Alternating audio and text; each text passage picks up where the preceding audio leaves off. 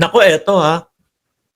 Naalala nyo ho, alam ko, karamihan po sa inyo o lahat kayo kilala nyo na po si Atty. Claire, mga bossing, di ba po? Si Atty. Claire, mga kababayan, Ngayon, may balita dito na, di ba, nasa PSO, Undersecretary si Atty. Claire ng PCO, mga bossing.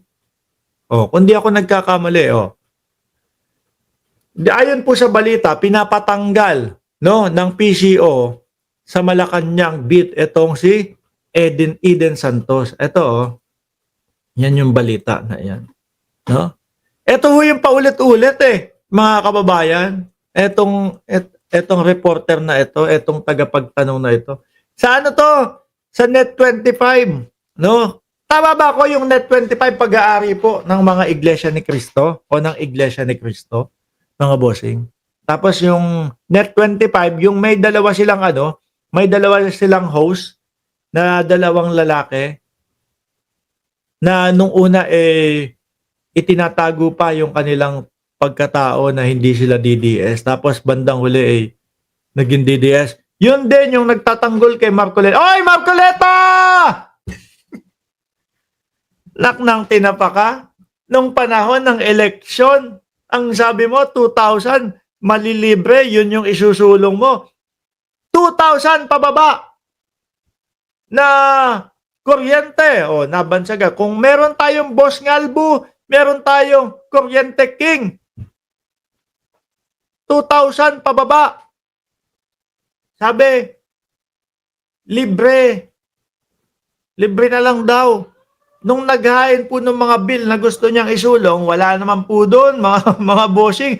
Ano yun, nakalimutan na. Siguro na-realize niya, naku, madaming butas, madaming problema, hindi ko na makaya to. Sabihin ko na lang, para manalo ako. Biglang tanggalin na lang yung tax na nakapatong doon sa kuryente. Samantalang doon is, magkano daw? 2,000 pababa. Libre na. Dyan, sa Net25 din. Yung bahay ni Marcoleta, kaya sila yung unang nagtatanggol. Ito daw, Eden Santos ng Net25, pinatatanggal ng PCO sa Malacanang. Ito po yung reporter din, no?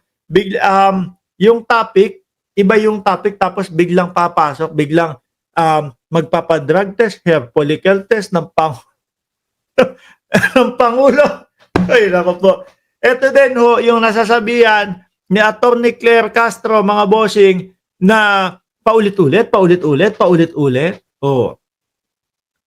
Nagpadala ng liham ang Presidential Communication Office o PCO sa pamunuan ng Net25 upang hilingin na tanggalin at palitan ang Malacanang beat reporter na si Eden Santos. Siguro nakakaaksaya lang ng oras at panahon. Pang marites lang, sabi ni Jonas Salazar.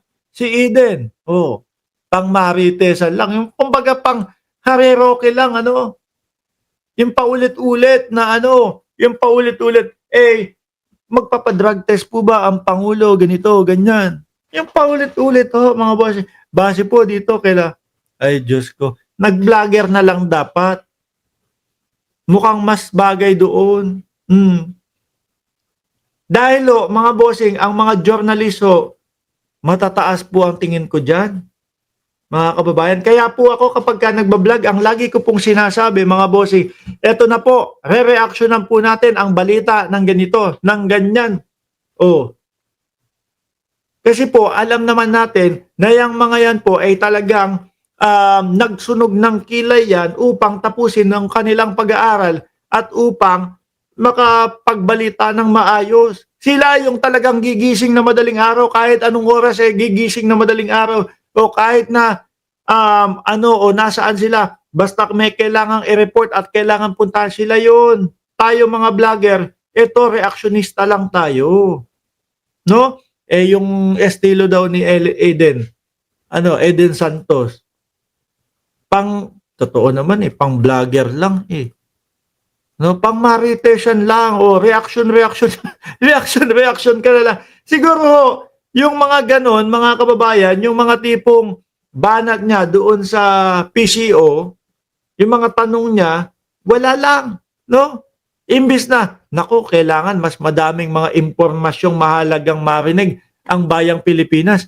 Tapos ito, i-consume ni Eden Santos nang wala namang kawenta-wenta at walang kalatoy-latoy na mga katanungan.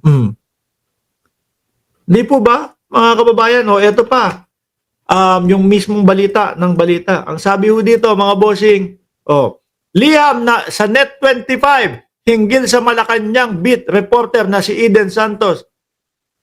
We have to invite your attention regarding the breach of protocol. Aba, hindi naman din pala sumusunod ito eh.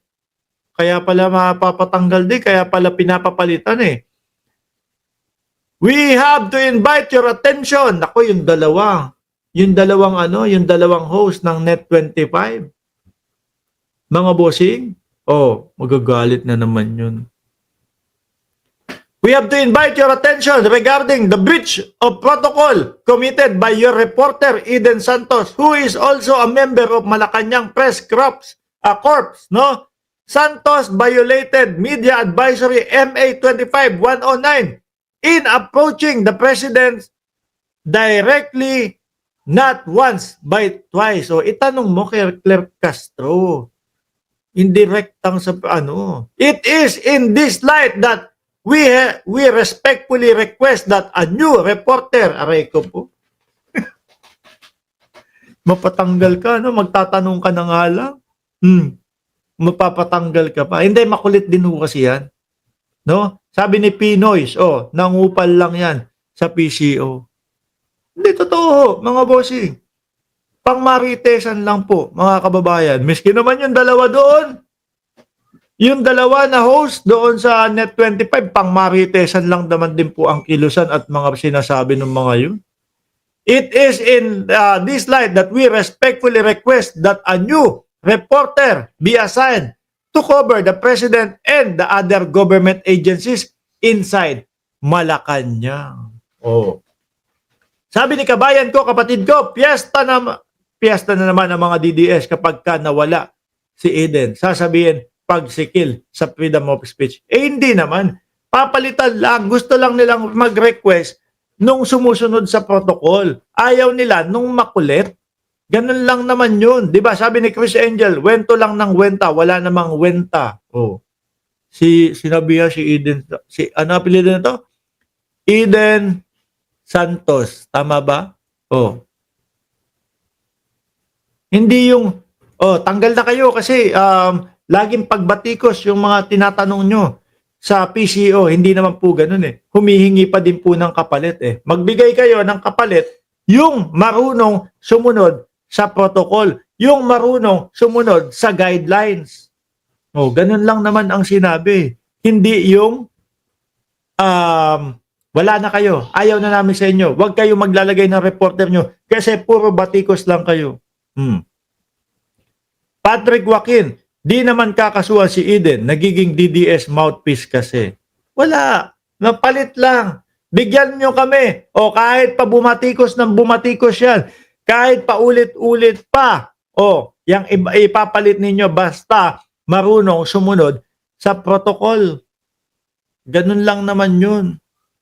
Diba, Chris Angel? Si Eden Cheese. Malamang po. Sino kaya ipapadala nila? No, malamang si Marcoleta.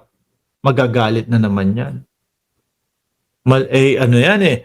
Kumbaga, Net25 ho, mga kababayan, tagapagtanggol ni Marcoleta ho ito, mga bossing eh. Yung kayang isa doon sa dalawa, no? Yung isa sa dalawa na laging nagtatanggol kay Marcoleta, yung isa kaya doon ang ipadala. Parang narinig ko na yan. Not once but twice, naalala ko si Susan Roses.